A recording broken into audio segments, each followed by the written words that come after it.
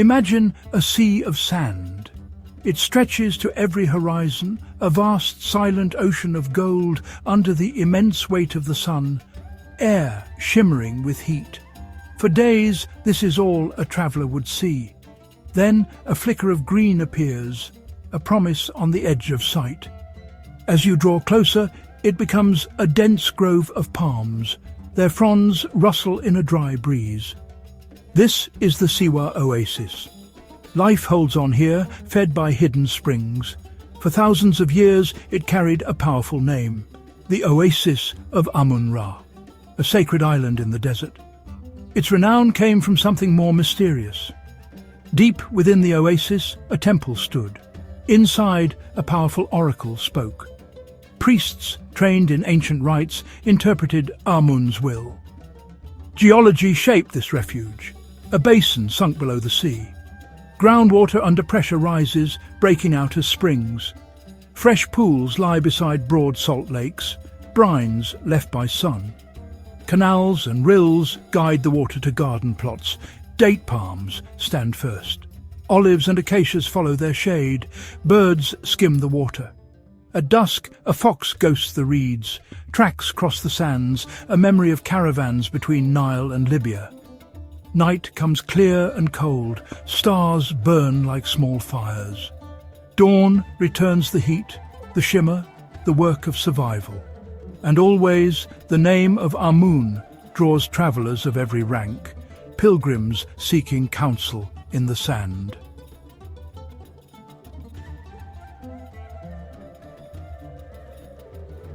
The Siwa Oasis sits cradled in a broad basin, a low bowl in Egypt's western desert, roughly 50 kilometers from Libya and more than 500 from the Nile. From above, you see the depression ringed by dune and rock, a green persistence held in salt and light. To the north and west rolls the great sand sea, star dunes climbing 100 meters, marching with every shift of wind, crests casting long ribs of shadow that travel with the sun. This is an island of life, not an island of water. Palms gathered against one of the most arid regions on earth, green set against ochre, cultivation threaded along the margins of sand. The basin lies below sea level. Fractured limestone and ancient sediments hold deep aquifers where faults thread the ground. Geology lending the oasis its quiet resilience. Under pressure, groundwater rises to the surface as springs, artesian lifts in a rain-poor land, ripples gathering in clear pools, then guided to channels. Evaporation outruns supply, broad salt lakes spread where water lingers. Shores glitter like snow while the surface mirrors a blue sky, edged by white. Brine concentrates, wind plates the surface into polygon crusts that crackle underfoot. A tessellation written by sun and air. Canals, rills and sluice slots steer flow to plots, losing as little as possible to sun and seep. Measured water laid across measured ground by careful hands. Palms build a ladder of shade, crowns above, olives and fruit beneath, ground crops closest to cool soil. An agroecology tuned to heat and light. Winds rule the season. The Khamsin, hot, dry, dust-laden, can drive temperatures past 40 degrees and paint noon the colour of clay. Work begins in the blue of dawn, pauses at the sun's zenith, and resumes with returning shade. Mirage haunts the margins, air so hot it bends light, lifting images like a wavering lens. The dunes never stand still, crests migrate, tracks erase, edges lick at fields, so banks are shored with palm trunks and salt cement. Rain is rare. Years may pass without a storm, so every drop is tallied, guided and reused. Salt is resource and hazard. When dikes fail, white crust nibbles fields and careful drainage turns it back. Life adapts with thorns and patience. Acacia and tamarisk holding ground, reeds binding shorelines. Geography made a refuge, Climate set its rhythm, and water, seen and unseen, wrote the rules of survival.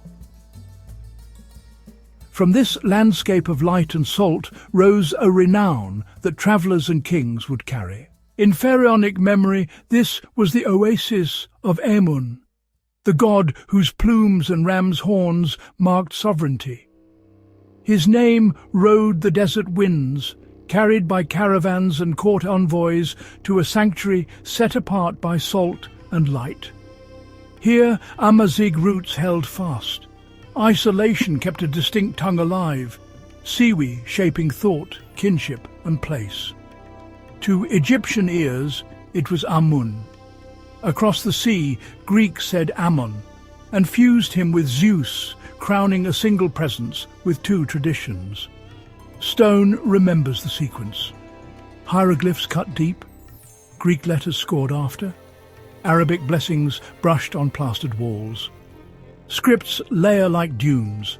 Each age leaves a trace, each trace a claim on meaning. From Nile towns and Libyan ports, stories converged. Merchants and pilgrims traded more than salt and oil. They traded a name. Caravans stitched routes across the map, west from the Nile's oases, east from Cyrenaica, while ships ferried rumour along the Mediterranean.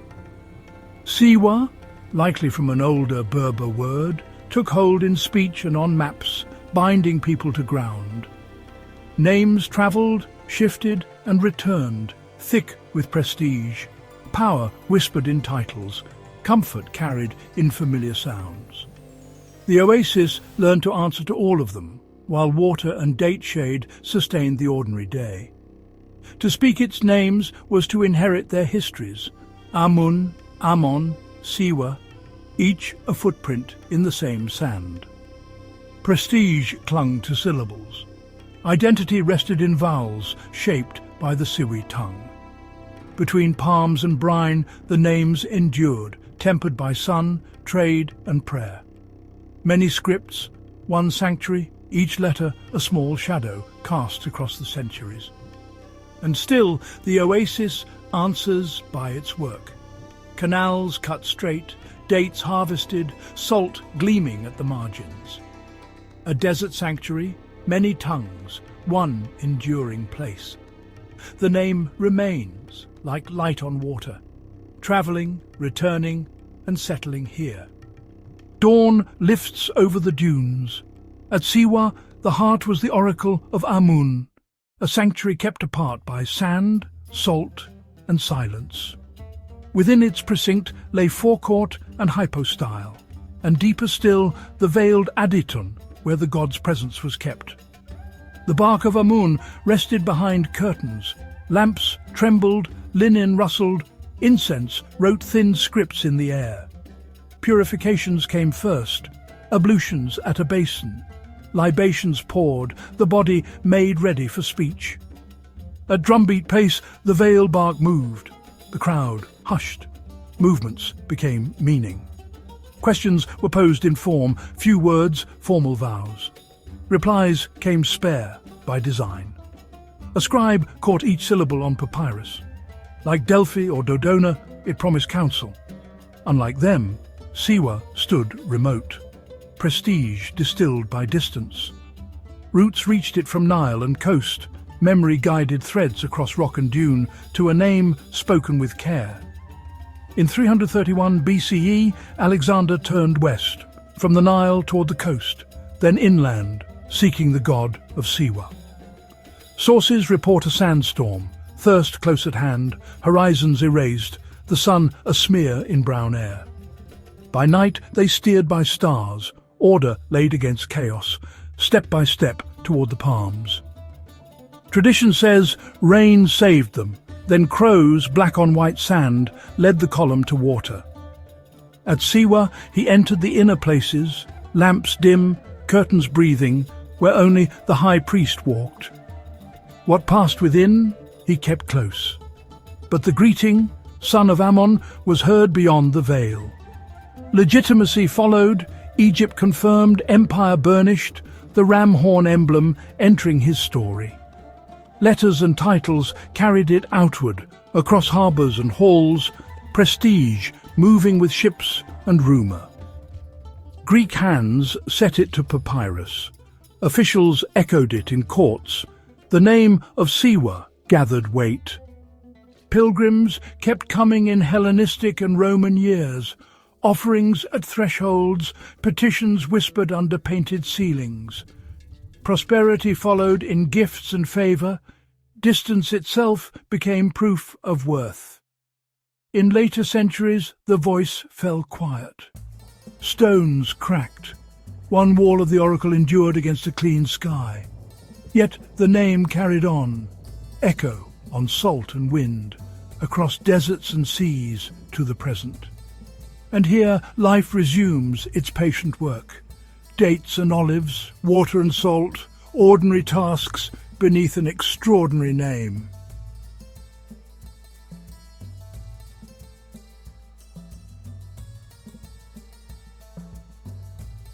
Dawn lifts over palm crowns. Siwa's rhythm set by water, shade and skill. A mazag at heart, the Siwi tongue holds kinship and memory. Words carry maps older than roads. Hands weave palm ribs into baskets and roofs. Clay turns to jars. Silver takes the shapes of protection and celebration. Symbols promise blessing. Eyes, hands, and braided patterns passing from elder to apprentice. Shali rises from kerchief, salt and clay pressed into cool walls. In heavy rains, the same salt returns them to earth. Repairs stitch the citadel back, season by season. Nearby, the oracle's remaining wall meets an honest sky. A voice once drew power from ritual silence. Jebel al-Mauta and Aghurmi keep their colour, pharaonic into Roman hands, frescoes tended by time more than by us. We look gently and pass on. Dress marks roll and occasion. Music and story braid evenings together. Elders keep proverbs bright at the fire's edge. Each autumn, a festival of peace gathers families beneath a full moon, songs traded for amends, dates and bread shared in reconciliation. Work turns with harvests. Dates first, then olives. Presses breathe green oil. Salt gleams in cut blocks at the lake margins. Springs give the oasis its measure. Bottlers take a portion. Canals need tending. Sluices guide each ration. Salinization nibbles at fields, palm shade and careful drainage push it back. Sustainability is habit, not slogan. New livelihoods root in old ground. Guides and drivers, hosts at eco-lodges, cooperatives for craft and preserves. Schools and clinics shorten distances. Solar panels add a note of quiet light. Public modesty holds. Private labour, often women's, keeps households strong. Earlier reports on custom are read with caution now. The present speaks for itself. Tourists arrive with stories in mind, residents answer with hospitality and the day's work.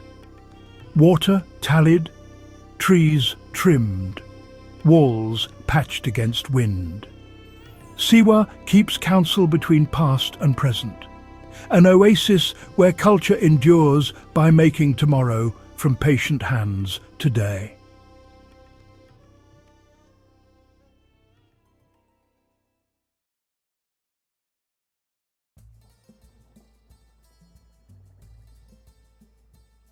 The Nile, a river that flows north, bringing life to a desert. For thousands of years it shaped Egypt, its floods both awe-inspiring and essential.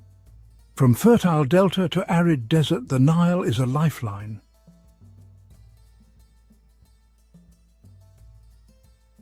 The Nile's bounty allowed for the development of one of the world's first civilizations.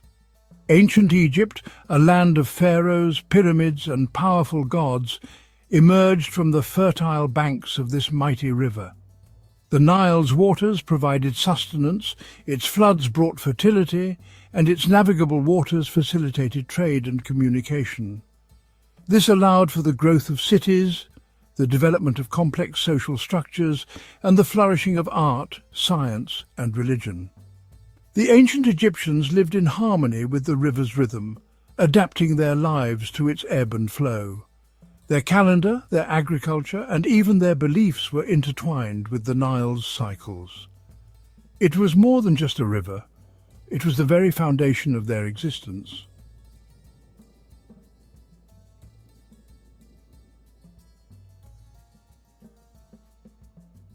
To the ancient Egyptians, the Nile was not merely a river, it was a divine entity, a god whose benevolence sustained their very existence.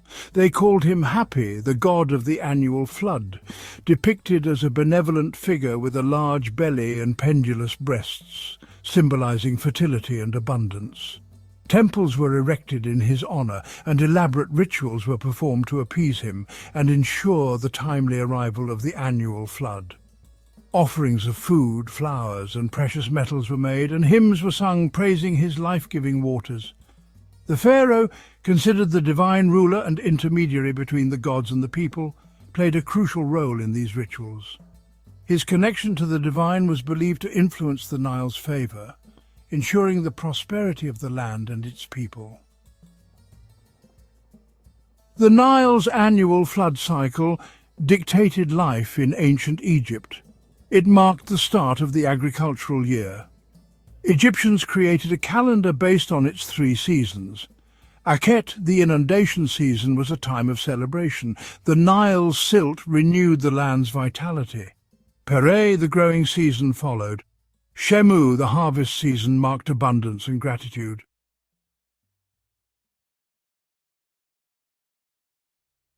The cultural significance of the Nile is deeply etched into the very fabric of ancient Egyptian civilization. It is evident in their art, their architecture, and their beliefs. Tomb paintings depict scenes of life along the riverbanks, showcasing the abundance it brought. Monumental architecture, such as the pyramids and temples, were often aligned with the Nile's flow, further emphasizing its centrality in their worldview. The orientation of these structures suggests a deep reverence for the river's journey from south to north, mirroring the sun's path across the sky. The Nile's influence extended even to the afterlife. The Egyptians believed that the soul, after death, journeyed westward across the Nile, mirroring the sun's journey into the underworld. This belief is reflected in the layout of tombs and the placement of funerary goods. The ancient Egyptians wove intricate myths to explain the Nile's floods. One such myth tells of Isis and her beloved Osiris. Osiris, murdered by his brother Set, was dismembered. Isis searched tirelessly for his remains. Her tears overflowed the Nile, causing the annual flood. Each year her tears replenished the land, bringing life to Egypt.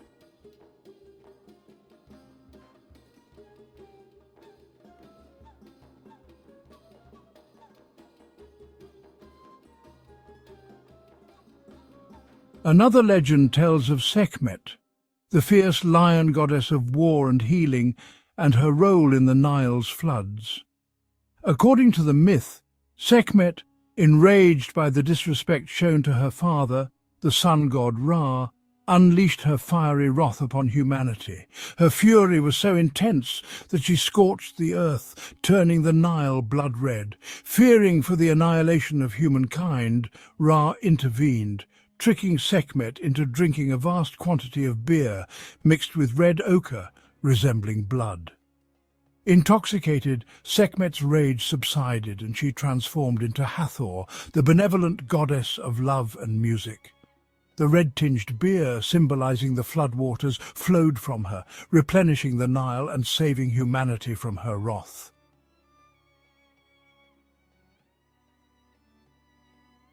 The Nile's significance transcended the earthly realm, playing a crucial role in the Egyptian afterlife beliefs. They believed that the Nile flowed through the underworld, the Duat, providing sustenance to the souls residing there. The deceased, embarking on their perilous journey through the underworld, relied on the Nile's waters for sustenance and guidance. Funerary texts, such as the Book of the Dead, contain spells and hymns meant to ensure safe passage across the celestial Nile. The Nile, in this context, represented not only physical sustenance but also spiritual renewal and rebirth. Just as it brought life to the land of Egypt, it also nourished the souls in the afterlife, ensuring their continued existence in the realm beyond death.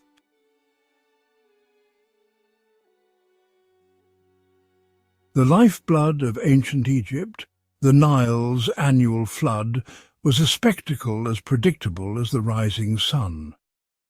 Every year, like clockwork, the river would swell, engulfing its banks and transforming the arid landscape into a fertile expanse of water. This inundation, far from being feared, was eagerly anticipated. The ancient Egyptians, with their keen sense of observation, had developed a deep understanding of the river's rhythm. They knew that the flood, though appearing destructive, was the source of their prosperity. The floodwaters, originating from the heavy rains in the Ethiopian highlands, would arrive in Egypt around June, reaching their peak in September. As the waters receded, they left behind a rich deposit of silt, a fertile layer of sediment that acted as a natural fertilizer.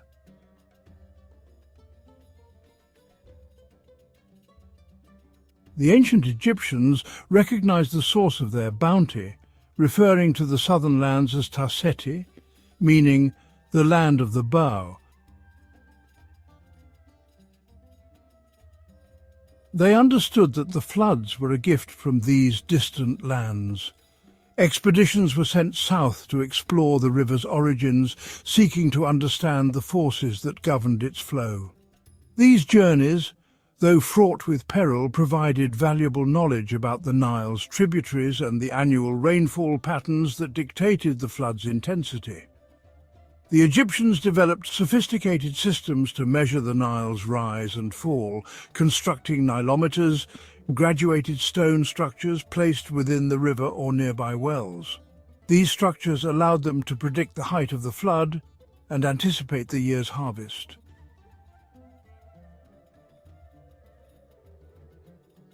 The Nile's annual flood cycle, predictable and life-giving, shaped the rhythm of life in ancient Egypt.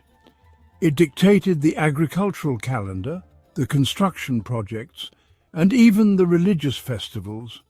During the inundation, when the fields were submerged, farmers would engage in other activities, like repairing their tools, tending to their livestock, or working on construction projects for the pharaoh.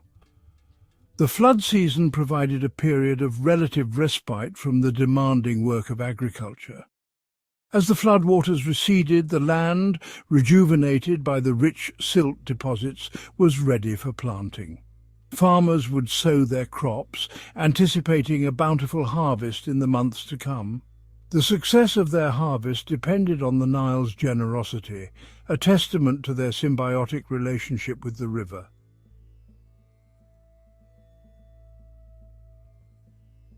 The lifeblood of ancient Egypt's agriculture was not just the Nile's water, but the rich, fertile silt it deposited with each annual flood.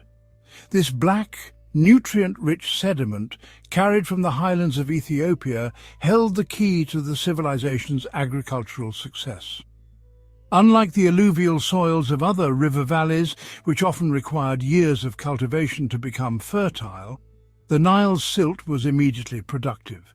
As the floodwaters receded, they left behind a layer of this fertile sediment, ready to nourish a variety of crops. The Egyptians recognized the silt's importance, referring to it as Kemet, which means black land, a testament to its fertility and their connection to it. This black soil stood in stark contrast to the Deshret, the red land of the surrounding desert, highlighting its life-giving properties.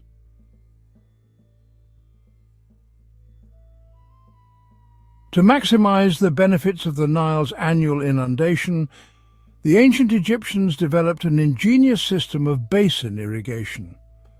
This method involved dividing the land into a series of rectangular basins surrounded by earthen dikes to capture and hold the floodwaters. As the Nile rose, water would be channeled into these basins through a network of canals, carefully controlled to ensure even distribution.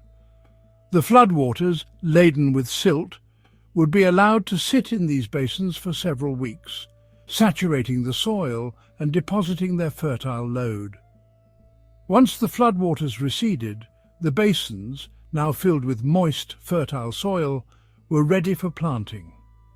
Farmers would sow a variety of crops, including barley, wheat, flax, and vegetables, taking advantage of the naturally irrigated and fertilized land.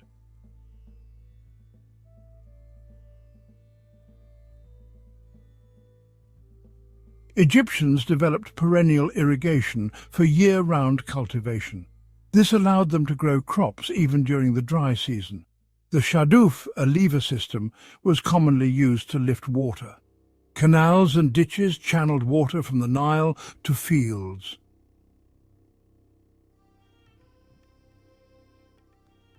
These ingenious irrigation techniques, coupled with the fertile Nile silt, allowed the ancient Egyptians to cultivate a diverse range of crops, sustaining a large population and contributing to the civilization's prosperity.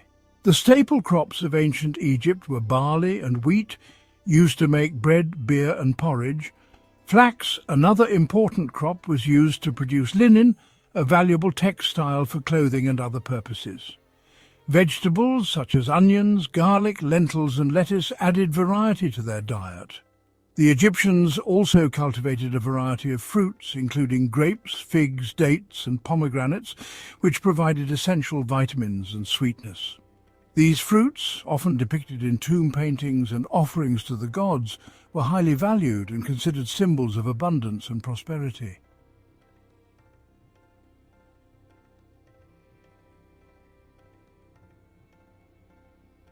The Nile, once a force of nature, entered a new era in the 20th century, the age of dams.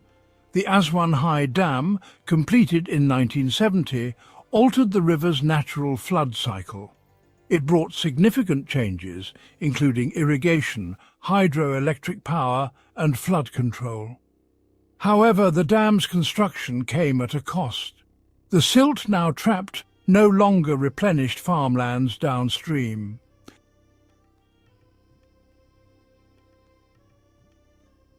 The end of the natural flood cycle brought about a new set of challenges. The once fertile soils, deprived of the annual silt deposits, became increasingly saline and less productive over time. The absence of the flood's natural flushing action led to the build-up of salts in the soil, impacting crop yields. The construction of the Aswan High Dam, while providing undeniable benefits, also had ecological consequences. The Nile Delta, once a vibrant ecosystem nourished by the annual influx of nutrients, began to erode, deprived of the silt that once replenished its shores. The dam also impacted the populations of certain fish species, like the sardine, which relied on the annual flood cycle for their breeding grounds. The altered flow of the Nile disrupted their migration patterns, leading to a decline in their numbers. The Nile, the river that gave birth to Egyptian civilization, continues to flow, a silent witness to time's passage. Its legacy is etched into the soul of Egypt. The ancient Egyptians' reverence and ingenious methods inspire awe. The Nile's story reminds us of nature's power and our responsibility.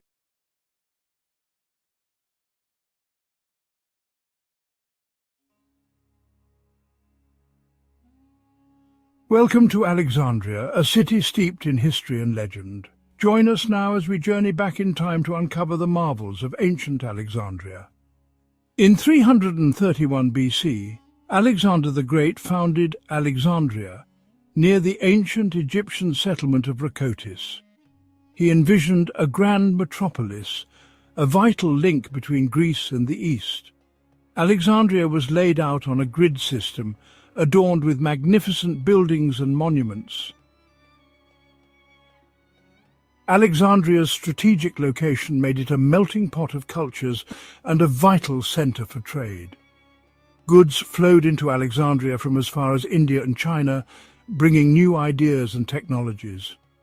The city's prosperity was bolstered by its access to the Nile River, Egypt's lifeline. Alexandria rapidly ascended to become the preeminent city of the Hellenistic world. Its harbour bustled with ships from distant lands, and its streets were lined with grand colonnades and public buildings.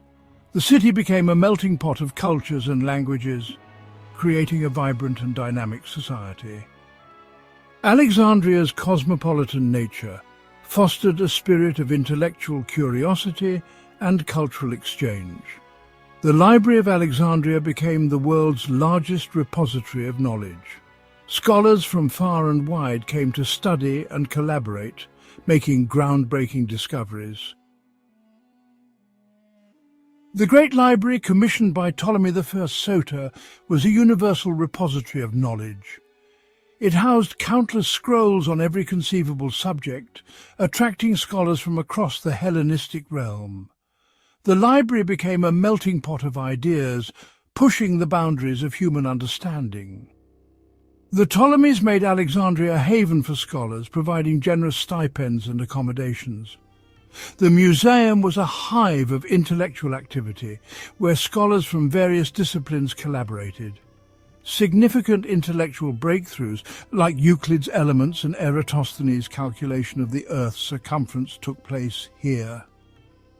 The pursuit of knowledge was deeply intertwined with Alexandria's identity. The library and the museum served as powerful symbols of intellectual supremacy. Public lectures and debates were common, attracting crowds eager to engage with the latest discoveries. While the Great Library ultimately met a tragic end, its legacy continues to inspire us today. The library's influence can be seen in the countless libraries and research institutions around the world. Alexandria stands as a vibrant metropolis, a blend of ancient history and modern life.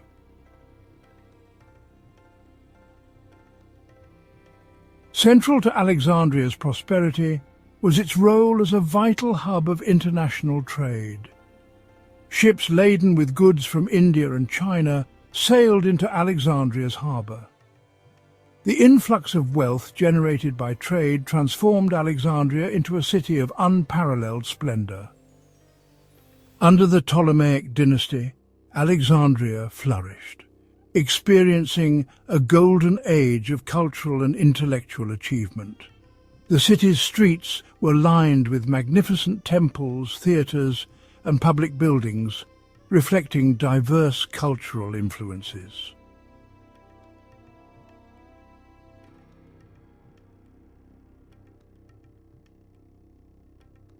Alexandria was home to architectural marvels, including the Lighthouse of Alexandria. This towering edifice stood as a symbol of the city's grandeur and its pivotal role in connecting East and West. The lighthouse embodied the Ptolemies' desire to make Alexandria the most magnificent city in the world. The construction of the lighthouse was a monumental undertaking, a testament to ancient engineering. Rising in 3 distinct tiers, it housed storerooms, quarters, and a fiery beacon at its summit. The lighthouse's light, visible for miles, guided ships safely into Alexandria's harbour. For mariners navigating the often treacherous waters of the Mediterranean, the Lighthouse of Alexandria was a welcome sight. Its brilliant beacon, visible for over 30 miles on a clear night, served as a crucial navigational aid, guiding ships safely through storms and treacherous currents towards the safety of Alexandria's harbour. The lighthouse's light, a symbol of hope and security, cut through the darkness, reassuring sailors that land was near. Legends and tales swirled around the lighthouse, fueled by its awe-inspiring presence and the vital role it played in the maritime world. Some stories spoke of a giant mirror atop the lighthouse, so powerful it could set enemy ships ablaze, while others whispered of a magical stone that amplified the light, making it visible from hundreds of miles away. The lighthouse's impact on Alexandria extended far beyond its practical function as a navigational aid. It became a symbol of the city itself, a testament to its wealth, its technological prowess, and its central role in the ancient world. The lighthouse was a source of immense pride for the citizens of Alexandria, a tangible reminder of their city's preeminence.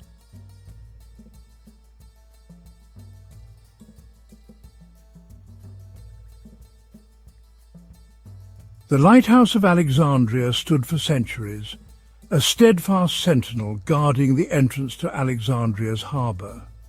However, time, earthquakes, and the relentless assault of the sea gradually took their toll on the once mighty structure. A series of earthquakes, culminating in a particularly devastating tremor in the 14th century, weakened the lighthouse's foundations, leading to its eventual collapse. Today, the lighthouse exists only as submerged ruins, a testament to the passage of time and the ephemeral nature of even the grandest human creations. Yet the legend of the lighthouse of Alexandria lives on, its image preserved on ancient coins, in the writings of historians and poets, and in the imaginations of those captivated by the wonders of the ancient world. The lighthouse of Alexandria may be gone, but its legacy endures. It serves as a potent symbol of human ingenuity, a reminder of our capacity to overcome challenges and create structures of enduring beauty and purpose. Though lost to the sea, the lighthouse's light still shines in the annals of history, a beacon from a bygone era, reminding us of the enduring power of human ambition and the timeless allure of Alexandria, the city that once lit the world.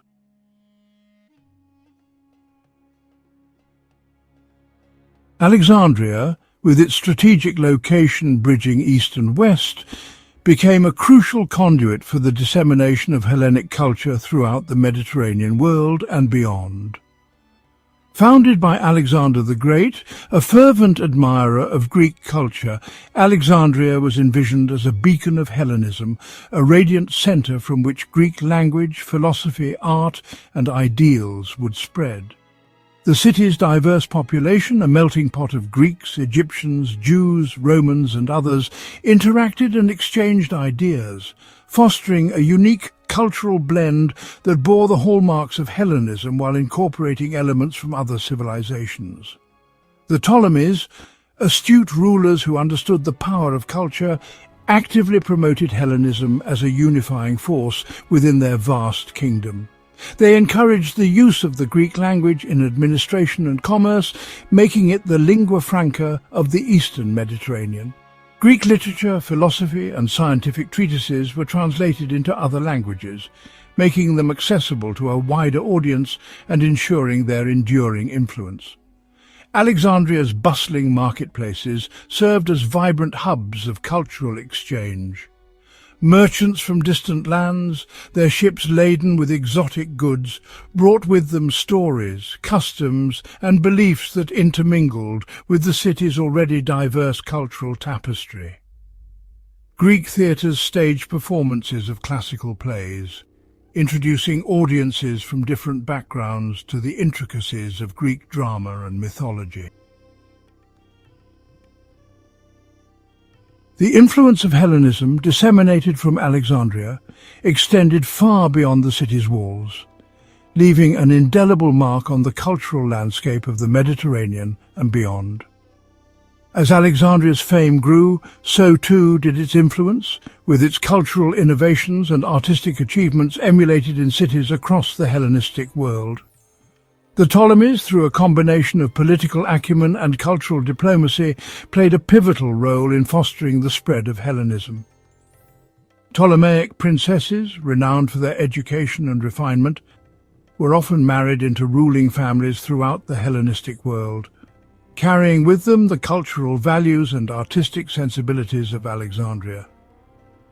These princesses, acting as cultural ambassadors, established courts that became centres of Hellenistic learning and patronage, further extending Alexandria's cultural reach. The impact of Hellenism was particularly profound in the realm of architecture and urban planning.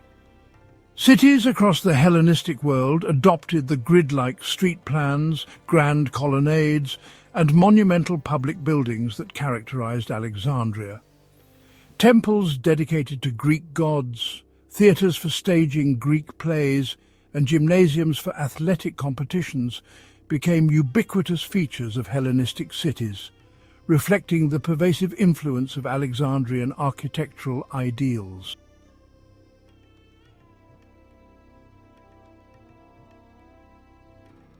Hellenism, as it spread from Alexandria, was not a static or monolithic entity. Rather, it was a dynamic force that adapted and transformed as it encountered different cultures and traditions. In Alexandria itself, the fusion of Greek and Egyptian elements was particularly evident, resulting in a distinctive hybrid culture. The Ptolemies, while promoting Hellenism, also recognized the importance of respecting Egyptian traditions and beliefs. They adopted Egyptian titles, participated in Egyptian religious ceremonies, and even presented themselves as pharaohs to their Egyptian subjects. This pragmatic approach to cultural fusion fostered a degree of tolerance and syncretism, allowing Greek and Egyptian traditions to coexist and even blend in fascinating ways. The fusion of Greek and Egyptian artistic motifs is evident in numerous artifacts from this period. Statues depicting Greek gods often incorporated elements of Egyptian iconography, while traditional Egyptian funerary practices were adapted to incorporate Greek beliefs about the afterlife. This cultural blending, far from diluting either tradition, resulted in a rich and vibrant artistic vocabulary that reflected the unique character of Hellenistic Egypt.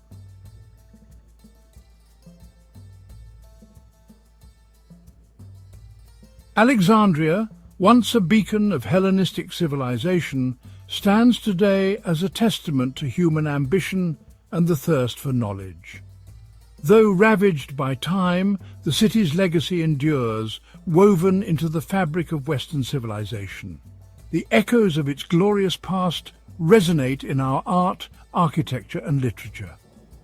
From its founding by Alexander the Great to its heyday under the Ptolemies, Alexandria shone as a beacon of knowledge. Its streets, once bustling with scholars and merchants, may now bear the patina of centuries. But the spirit of innovation continues to inspire. The great library of Alexandria, though lost, remains a symbol of the pursuit of knowledge. The scholars who toiled within its walls laid the foundation for countless discoveries. Though their scrolls turned to ash, their legacy lives on in universities and libraries. Alexandria's story is a reminder that even grand civilizations are not immune to time. Yet it is also a testament to the enduring power of ideas and cultural exchange.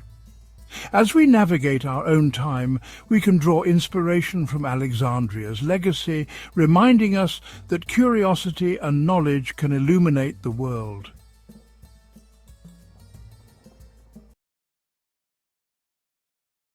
The ancient Egyptians are famous for many things. We remember their towering pyramids. We marvel at their golden treasures. We are fascinated by their strange animal-headed gods. But perhaps more than anything else, we are captivated by their intricate and profound beliefs about life after death. For the people along the banks of the mighty Nile thousands of years ago, death was not an end. It was a transition. A doorway to another existence, a journey to an eternal life they prepared for their whole lives. This belief was the very heart of their civilization, influencing everything they did. It shaped their society, starting with art, architecture, and religious practices. The magnificent tombs were not just burial places, they were eternal homes, built to last for millennia. The elaborate rituals were not simple farewells, they were essential procedures to ensure safe passage and rebirth. From the pharaoh in his golden palace to the humble farmer in his mud brick house, every Egyptian shared the hope of life beyond the grave. To understand them, we must look at their relationship with death. They weren't obsessed with death. They were obsessed with life. Their preparations were an expression of love for life. They wanted their joys to continue forever. This desire for eternity unlocks their complex world, where living and dead often blurred. This is a journey back in time. Their ideas changed over thousands of years, growing more complex. We will explore the cosmos, their powerful gods, and the rise of writing. We will see the soul's perilous journey through the underworld and the final judgment. It is a story of hope, fear, and the human quest for immortality.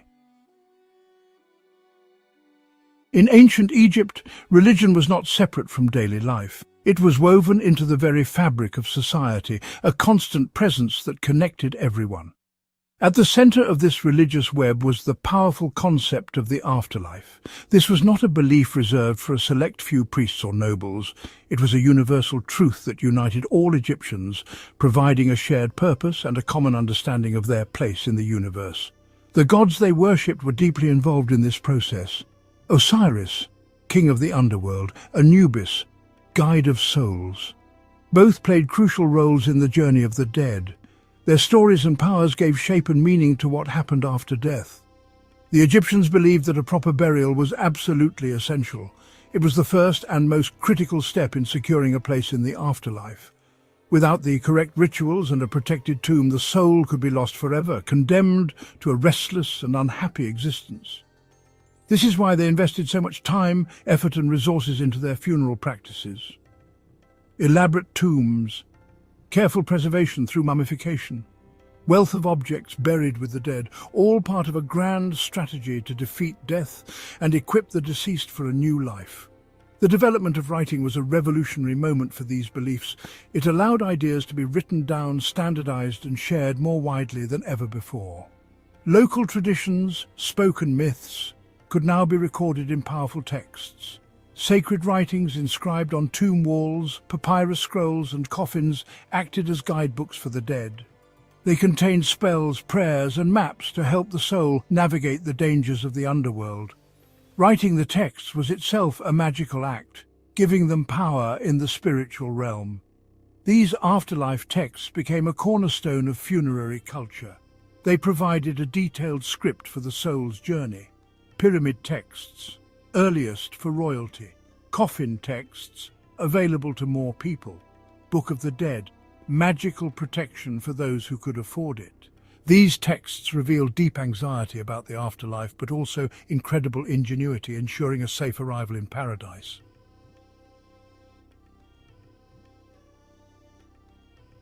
The journey to the afterlife, as imagined by the ancient Egyptians, was far from simple. It was a difficult and hazardous voyage through a complex spiritual landscape known as the Duat, or the underworld. This realm was filled with terrifying demons, strange obstacles, and gates guarded by fearsome beings. The deceased soul would have to face a series of trials and tests to prove their worthiness. They could not make this journey alone. They relied on the knowledge contained within their funerary texts, which provided the secret names and magic spells needed to pacify the guardians and overcome the dangers that lay in wait for them at every turn. The climax of this perilous journey was the final judgment. This dramatic event took place in the Hall of Two Truths, presided over by the god Osiris. Here, the heart of the deceased, which the Egyptians believed was the seat of intelligence and memory, was weighed on a giant set of scales. It was weighed against the feather of Ma'at, the goddess of truth and justice. If the heart was heavy with sins, it would be devoured by a terrifying monster called Amit, and the soul would cease to exist forever. This was the ultimate fear for an Egyptian, not just death, but total annihilation. However, if the scales balanced, it meant the deceased had lived a righteous life. They would be declared true of voice and be granted entry into the afterlife. This was not a return to their old life on earth, it was something far better. A rebirth into a perfect eternal existence. The soul would be reunited with its preserved body, the mummy, and become a blessed spirit. They would live on in a paradise known as the Field of Reeds, or Sekhet Aru. This was an idealized version of Egypt, a land of endless harvests, beautiful waterways and joyful reunions with loved ones who had gone before them. This promise of a glorious rebirth was the ultimate goal. It was the powerful motivation behind the pyramids, the mummification, and the complex rituals that defined so much of ancient Egyptian culture. Their entire system of belief was designed to transform the terrifying finality of death into a hopeful new beginning. It was a testament to their desire for justice, their belief in cosmic order, and their unwavering conviction that life, in its best and most perfect form, was meant to last for eternity. To secure their place in the eternal paradise, the ancient Egyptians developed elaborate funeral practices, each step designed to protect and guide the soul on its perilous journey. At the heart of these rituals stood the tomb, a sacred home for the deceased's body and a gateway to the afterlife. Early rulers were buried in simple underground chambers, but as beliefs evolved, so did their monuments. The majestic pyramids of the Old Kingdom rose from the desert sands, serving not only as tombs, but as engines of resurrection. Their shape, pointing skyward, symbolized a staircase to the heavens. Lavishly decorated walls, hidden passages, complex traps, all worked together to defend against grave robbers and spiritual threats alike. Inside these tombs, the Egyptians placed everything the soul might need: food, clothing, amulets, shabtis, tiny servant figurines. But perhaps the most vital tools were the afterlife texts. The earliest of these, the pyramid texts, inscribed on the walls of royal tombs over 4,000 years ago. These spells and prayers were reserved for the pharaohs, helping them navigate the dangers of the duat and join the gods. As time passed, these sacred writings evolved. The coffin texts appeared, expanding access to powerful magic beyond royalty to nobles and high officials. Later still, the famous Book of the Dead emerged, a collection of spells written on papyrus scrolls, tucked beside the mummy in its sarcophagus. These texts provided step-by-step instructions, how to avoid pitfalls, recite the right words, and win the favor of gods and guardians. Each new generation added their own prayers and spells, reflecting changing hopes and fears. In this way, the afterlife text became a living tradition, one that shaped Egyptian culture for millennia. Tombs, rituals, sacred writings. Together they formed a protective shield, ensuring the journey to the Field of Reeds would not end in darkness, but in everlasting light.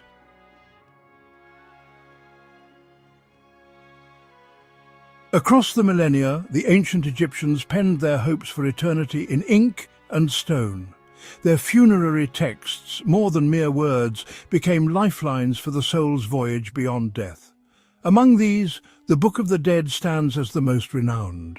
Unfurled on delicate papyrus, its spells and illustrations served as a passport, guiding the deceased through the shadowy corridors of the duat, the underworld. Each scroll was unique, tailored to the individual's journey, filled with prayers, passwords, magical instructions to outwit dangers and win the favor of Osiris, judge of the dead. But the Book of the Dead was just one chapter in Egypt's sacred literature. Deep within royal tombs, the walls blossomed with the books of the netherworld. These cosmic maps charted the sun god Ra's nightly journey through 12 perilous hours of darkness. Their cryptic illustrations and hymns were reserved for pharaohs, depicting monstrous guardians, fiery lakes, the rebirth of the sun, an allegory for the king's resurrection and triumph over chaos. High above, on the ceilings of tombs, another genre unfurled, the books of the sky. These texts, like the Book of Nut, traced the goddess arching overhead, swallowing the sun at dusk, birthing it anew at dawn. They offered a celestial perspective, promising that, like the sun, the soul too could rise again. Each tradition offered a different map, a unique vision of the afterlife's challenges and rewards. Together they reflected Egypt's evolving beliefs that immortality was not guaranteed, but earned through knowledge, righteousness and ritual. As we gaze upon the faded ink of papyrus scrolls, the vibrant frescoes of tomb walls, the star-studded ceilings of ancient burial chambers, we glimpse a civilization obsessed with guiding its dead, not into oblivion, but toward a luminous eternity. Their texts were more than guides. They were promises, etched in word and image, that the journey would not end in darkness, but in the everlasting light of the field of reeds. In the shadowed silence of Egyptian tombs, the quest for eternity took tangible form through the intricate art of mummification, an extraordinary ritual, both scientific and sacred. To the ancient Egyptians, the body was the vessel of the soul, and its preservation was vital for a successful journey into the afterlife. The process began soon after death. Specialist embalmers, often priests, washed the body and recited prayers to purify it. The most critical step followed. The removal of internal organs, liver, lungs, stomach, intestines were carefully extracted and placed within canopic jars. Canopic jar lids shaped as protective deities.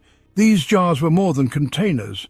They symbolized guardianship over the vital essence of the deceased. The heart, thought to be the seat of emotion and intelligence, was usually left inside the body, destined to be weighed against the feather of Ma'at in the Hall of Judgment. The brain, considered less important, was removed and discarded. Next, the body was packed in natron, a natural salt, and left to dry for 40 days. Once desiccated, the embalmers wrapped the body in countless linen strips, inserting amulets between layers for protection. Each wrapping was accompanied by spells and incantations, invoking the god's favour and shielding the soul from harm. But mummification was only part of the journey. The tomb itself became a portal to the afterlife, filled with offerings: bread, beer, fruits, meats, jars of wine. Statues of servants called shabti were placed to work for the deceased in the next world. Jewelry, clothing, treasured possessions surrounded the body, reflecting a belief that the afterlife mirrored earthly existence, complete with joys and necessities. Priests played a crucial role, performing the opening of the mouth ceremony, ensuring they could breathe, speak and eat in the world beyond. These rituals and offerings were more than tradition. They were acts of devotion and hope. Every careful preparation echoed a profound faith that, with the right rites, the soul would awaken, thrive, and find peace in the lush fields of eternity. In this sacred process, the Egyptians sought not just to preserve the body, but to guarantee the soul's triumphant passage through the mysteries of death into the promise of everlasting life.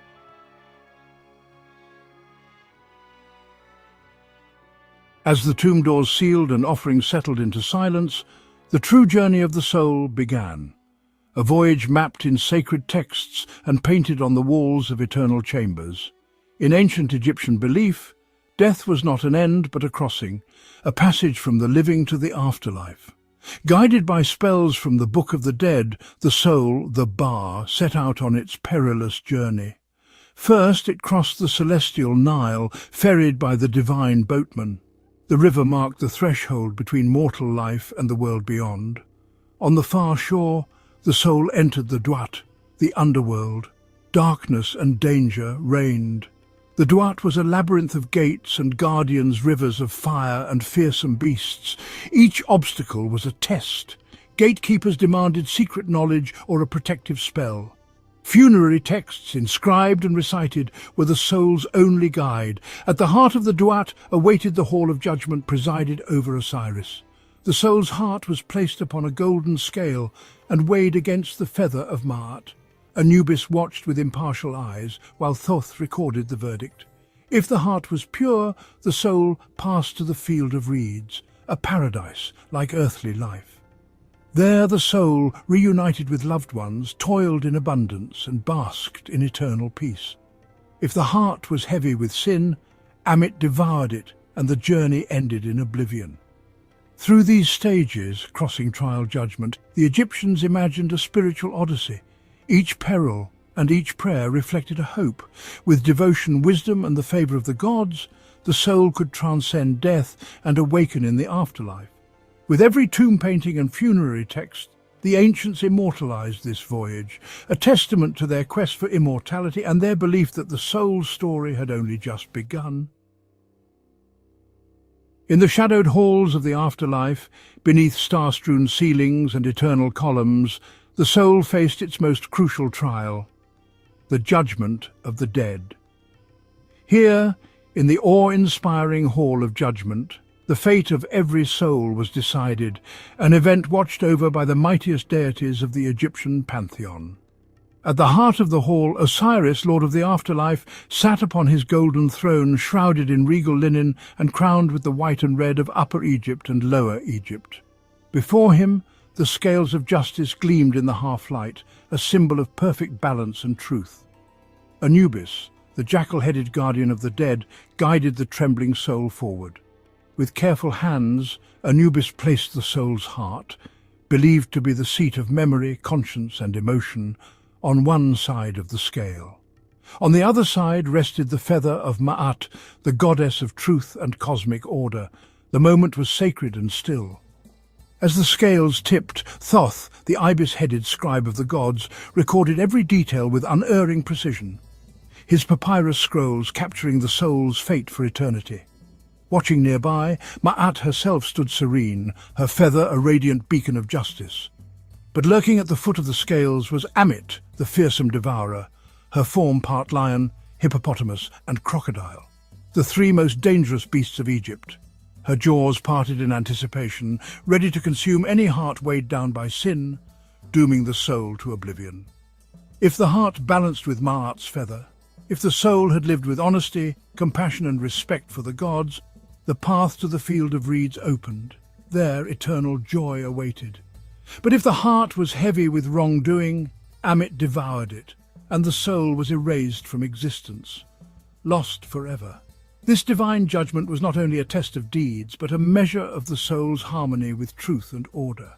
For the ancient Egyptians, the weighing of the heart was both a warning and a hope, a reminder that every act in life echoed in eternity, and that the gods watched with wisdom and mercy.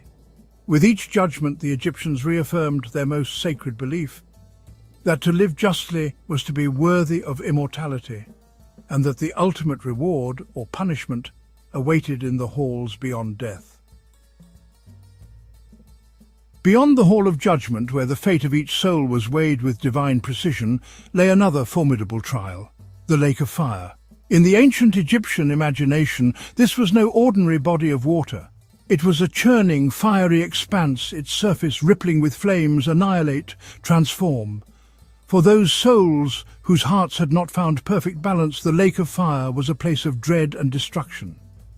Here the unrighteous risked utter obliteration, their very essence consumed by the scorching waters, as punishment for a life lived in discord with Ma'at. This was the ultimate threat, the end of the soul's journey, the erasure of identity for all eternity. Yet the Lake of Fire was more than a pit of punishment. It was also a crucible of purification. Some souls, though burdened by imperfection, could endure the flames and emerge cleansed, their transgressions burned away by the fire's purifying touch. In this trial, by fire destruction renewal, the soul that survived the lake's ordeal was transformed, purified, reborn, worthy to continue its journey toward immortality.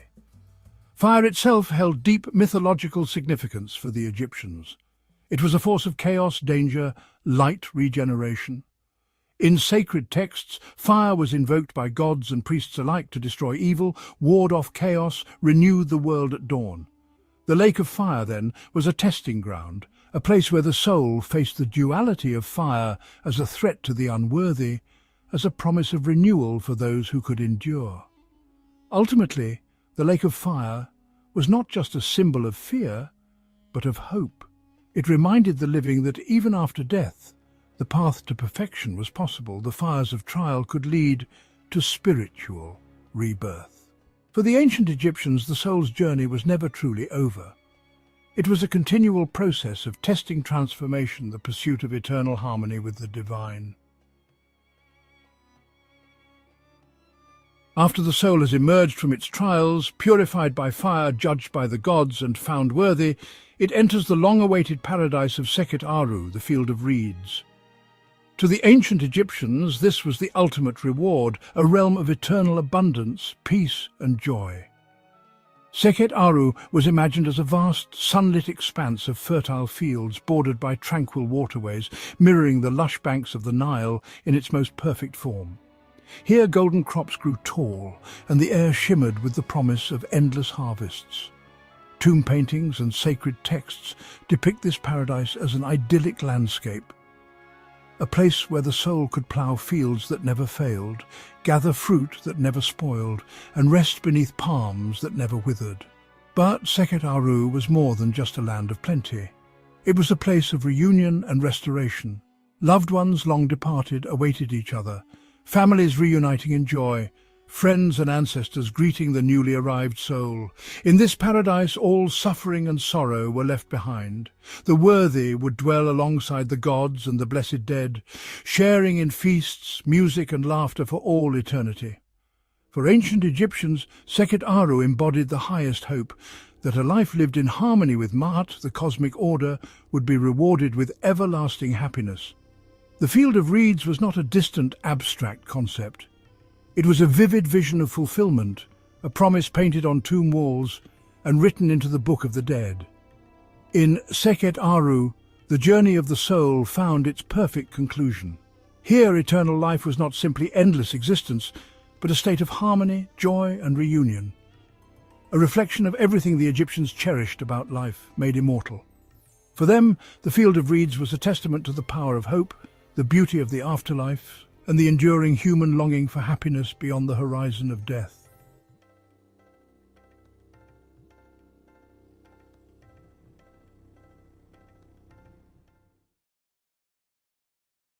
Beneath the North African night, the Milky Way flows overhead, a celestial river that shaped the destiny of ancient Egypt. For Egyptians, the stars were more than distant lights. They were guides, gods, and the very clockwork of existence. Along the Nile, they looked to the sky to understand the rhythms of their world. Long before pyramids, Egyptians were astronomers tracking the moon, constellations and the cycles of the heavens. The sky was a divine map, essential for survival, faith and prosperity. Their observations predicted the Nile's floods, aligned monuments and created a remarkably accurate calendar. The heavens offered order and the promise of renewal in a chaotic world. Join us as we journey from ancient stone circles to star-aligned temples, uncovering how practical needs evolved into a spiritual cosmology. The legacy of Egypt's stargazers endures in the way we understand our sky today. In ancient Egypt, science and religion were inseparable. The sky was home to gods, and celestial bodies their manifestations. The sun god Ra, the moon god Thoth, and the immortal stars shaped every aspect of life. Predicting the Nile's flood was vital, and the heliacal rising of Sirius or Sopdet became the cornerstone of their calendar. Egyptians created a 365-day calendar, organizing agriculture, festivals and construction with cosmic precision. Astronomy was the engine of the state, the heart of religion and the foundation of the economy. The pharaoh's authority depended on maintaining Ma'at, the cosmic order reflected in the heavens. From farmers to priests, all Egyptians lived by the rhythms of the stars. Understanding this connection unlocks the secrets of Egypt's enduring civilization. Egyptian astronomy began long before the pharaohs in the green Sahara at Nabta Playa, where ancient people arranged stones to mirror the sky. These megaliths, predating Stonehenge, are among the world's oldest observatories. Over time, astronomical knowledge grew, culminating in the star-aligned pyramids of Giza, resurrection machines guiding pharaohs to the heavens. Temples like Karnak became cosmic instruments aligned to the solstice sun. Astronomy legitimized power and inspired awe. In Alexandria, Egyptian, Greek and Babylonian traditions merged, making it the scientific capital of the ancient world. Here, Ptolemy wrote the Almagest, shaping Western astronomy for centuries. Egypt's conversation with the stars left a legacy that endures to this day. To trace Egyptian astronomy's roots, we journey to a time when the Sahara was green and alive. Nomadic herders, guided by the stars, used the sky as compass and calendar. The sun, moon and constellations dictated migrations and survival. This was not formal science, but deep intuitive knowledge passed through generations. Celestial signals marked the coming rains and changing seasons. As the Sahara dried, these people migrated to the Nile, bringing their cattle, pottery, beliefs, and their astronomical wisdom. This knowledge, forged on the savannah, became foundational for Nile Valley civilization. The sky and earth were one, and understanding both was key to survival. The seeds of Egypt's greatness were sown by these early stargazers. Their legacy shaped the civilization that would rise along the Nile. In Egypt's western desert lies Nabta Playa, once a seasonal lake and gathering place for ancient nomads. Here, lines of standing stones form one of humanity's earliest astronomical instruments. The small stone circle, over 7,000 years old, marked the summer solstice and the arrival of monsoon rains. This celestial clock anchored their year and ensured survival.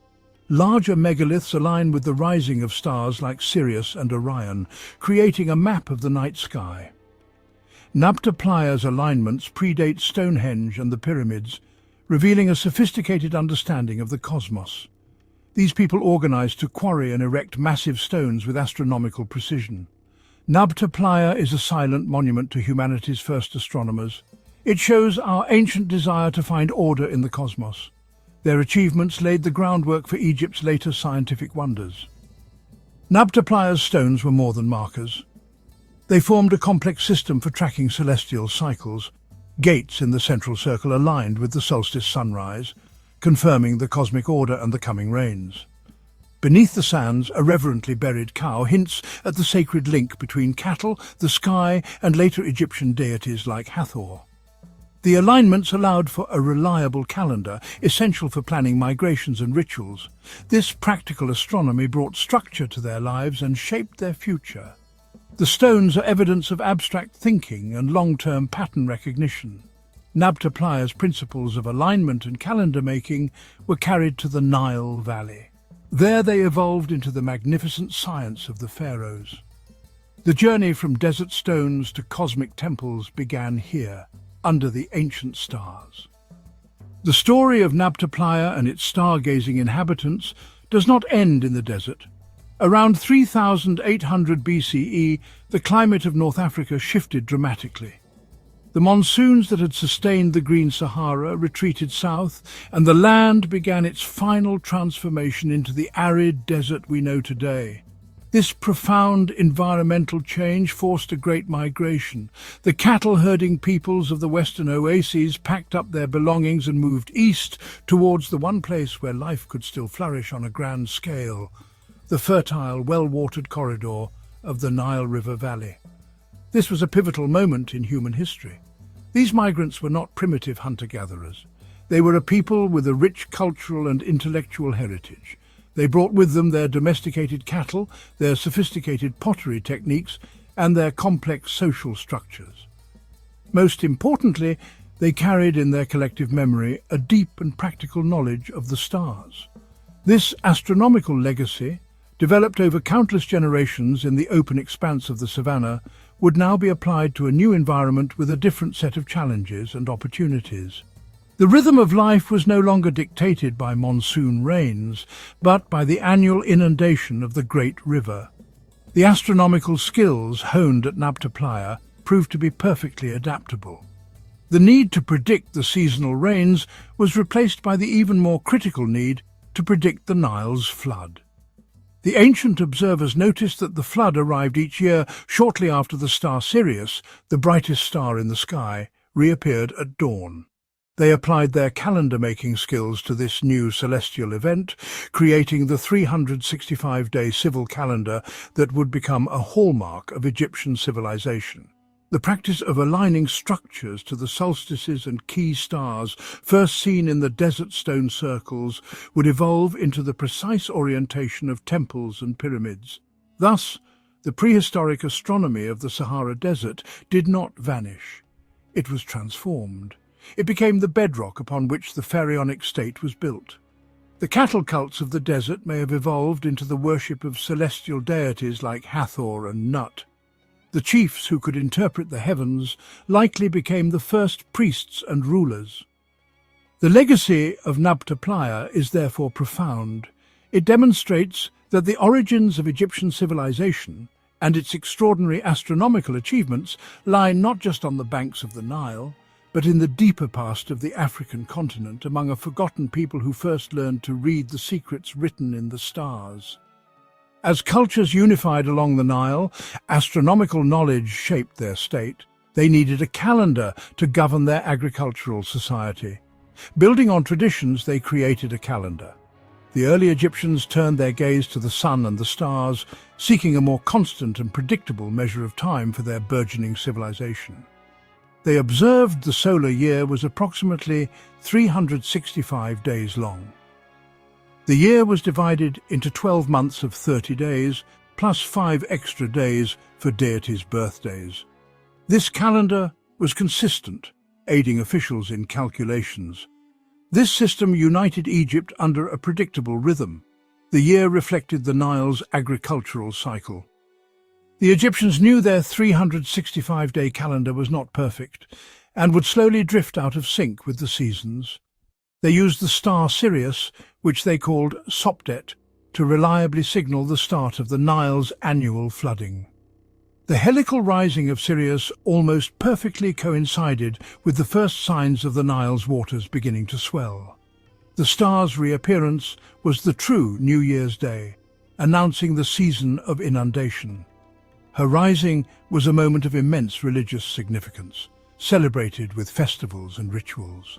The careful tracking of Sopdet's rising allowed the Egyptians to understand the slow drift of their calendar. The northern celestial pole held profound significance for the ancient Egyptians. They looked north to stars that never set, circling endlessly. These circumpolar stars symbolized eternity. The Egyptians called them the Ikimusek, the unwearying ones, the celestial destiny of the Pharaohs. The Great Pyramid was aligned to the North Star Thuban. A shaft pointed to Thuban, a pathway for the Pharaoh's soul to join the imperishable stars. This mapping was critical to their understanding of the cosmos. The North was the realm of eternity. This celestial map gave the Egyptians a sense of place within a divine universe. Dynastic astronomy was about formulating a comprehensive worldview, explaining the universe and humanity's place within it. For the ancient Egyptians, the organizing principle of everything was Ma'at, embodying truth, justice, balance, and cosmic order. Ma'at was the divine force that kept the universe functioning correctly. It ensured the sun would rise, the Nile would flood, and the stars would remain in their courses. The pharaoh was the earthly guarantor of Ma'at. His primary duty was to maintain this divine order. The daily journey of the sun god Ra across the sky, the monthly phases of the moon, and the annual return of Sopdet were all powerful demonstrations that the cosmic order was being upheld. Therefore, the study of astronomy was a sacred duty. This worldview is beautifully illustrated in their artistic representations of the cosmos. The sky was often depicted as the goddess Nut, her body arched over the earth, covered in stars. The earth itself was personified by the god Geb. It was a universe that was alive, a celestial family of gods whose actions created the world the Egyptians experienced every day. In the New Kingdom, temple complexes became models of the cosmos. These temples were astronomical instruments designed to capture sunlight at key moments, creating dramatic light and shadow. The Karnak temple complex exemplifies this, with its core design aligned astronomically. Its main axis aligns with the winter solstice sunrise. On this day, sunlight penetrates the gateway. It travels through halls to illuminate the inner sanctum. This event was powerful religious theatre, demonstrating the presence of the gods. The temples were dynamic machines, revealing a deep understanding of celestial mechanics. The Egyptian practice of celestial alignment was not confined to individual buildings. They thought on a much grander scale. They envisioned the entire landscape of Egypt as a sacred canvas upon which a reflection of the heavens could be drawn. The pyramids and temples were not isolated structures, but were often part of a much larger, interconnected plan. The placement of monuments relative to one another and relative to natural features like the Nile River was often deliberate and carried deep cosmological meaning. They were attempting to create a terrestrial reflection of the celestial world, weaving heaven and earth together into a single, unified whole. One of the most compelling theories in this field is the Orion correlation theory. This hypothesis suggests that the layout of the three main pyramids on the Giza Plateau was intentionally designed to mirror the three stars in the belt of the constellation Orion. Not only does the arrangement of the pyramids match the arrangement of the stars, but the relative brightness of the stars seems to be reflected in the relative sizes of the pyramids. Furthermore, the Nile River, flowing alongside the Giza Plateau, corresponds to the position of the Milky Way, the celestial river, in the sky relative to the constellation of Orion. This creates a breathtakingly ambitious star map on the ground. This concept of as above, so below was central to the Egyptian worldview. By recreating the pattern of the stars on the land, they were anchoring the divine order of the heavens firmly in their own kingdom. The land of Egypt would thus become a living embodiment of Ma'at, a place of perfect cosmic harmony. This sacred geography reinforced the divine nature of the kingdom and the legitimacy of the pharaoh who ruled over it. Walking through this landscape was like walking through the cosmos itself, with every temple and pyramid serving as a gateway to a specific celestial region or divine power. Whether every alignment was intentional is still debated by scholars, but the evidence for large-scale celestial planning is undeniable. From the solstitial alignments of Karnak to the stellar shafts of Khufu's pyramid, it is clear that the ancient Egyptians possessed a sophisticated, three-dimensional understanding of astronomy. They applied this knowledge not just to tell time or predict floods, but to shape their entire world. They built a civilization that was not just located on the earth, but was a conscious and deliberate reflection of the heavens, a kingdom aligned with the eternal and majestic rhythms of the universe. Within the temples, priests dedicated their lives to the sky. The Imai Unut, or Hour Watchers, were keepers of celestial knowledge. From rooftops they scanned the stars, using star clocks to track the movement of decans. They watched for celestial events, meticulously recording observations to fix dates of festivals. The Hour Watchers ensured celebrations happened at auspicious moments. They interpreted the divine language of the stars, ensuring Egypt navigated time in harmony with the cosmos. The Egyptian fascination with the cosmos extended powerfully into the realm of the dead. The tomb was not simply a final resting place. It was a microcosm of the universe designed to ensure a successful journey in the afterlife. The walls and ceilings of tombs were often decorated with elaborate astronomical scenes. These were functional cosmic maps, celestial guidebooks for the soul. Walking into a tomb is like stepping into another universe. The ceilings are often painted a deep, dark blue, representing the night sky. Upon this celestial canvas are painted the constellations, depicted as gods and goddesses. These images provided a map, allowing the soul to navigate the darkness. They were a practical guide for the afterlife, but they also had a powerful magical function. By depicting the eternal nature of the cosmos, the Egyptians believed they could bestow that same immortality upon the deceased. The daily journey of the sun god Ra was a model for the pharaoh's own resurrection. These tomb paintings provide us with a direct window into the Egyptian understanding of the cosmos. The tomb became a sealed copy of the universe where the cycles of time would play out for eternity.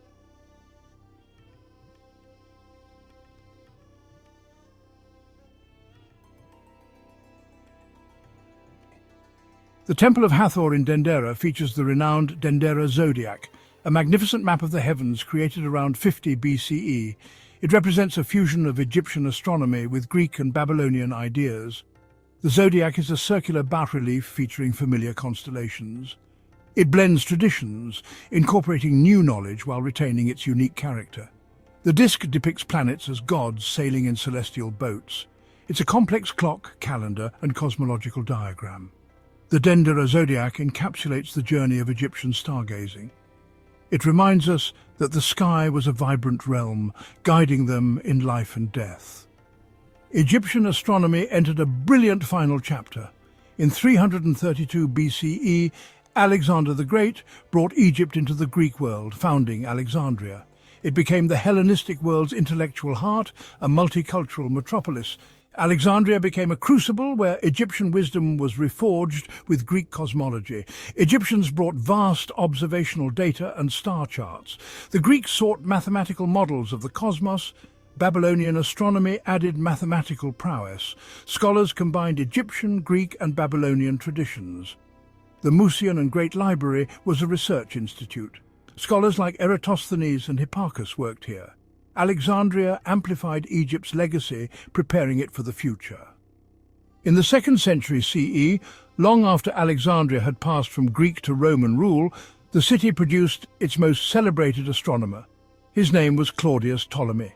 Though he was a Roman citizen who wrote in Greek, he lived and worked in Alexandria, the inheritor of centuries of accumulated Egyptian, Greek and Babylonian knowledge. Ptolemy was a polymath, writing on geography, astrology and music, but his greatest contribution was his monumental work on astronomy. This book, originally called the Mathematical Treatise, would become known to posterity by its Arabic name, the Almagest, meaning the greatest. It was a title it thoroughly deserved. The Almagest was a comprehensive masterpiece. In its 13 books, Ptolemy gathered and synthesized all the astronomical knowledge of his time into a single coherent system. He presented a detailed mathematical model of the universe that could predict the positions of the sun, moon and planets with remarkable accuracy for its time. His model was geocentric, placing a stationary Earth at the center of the cosmos.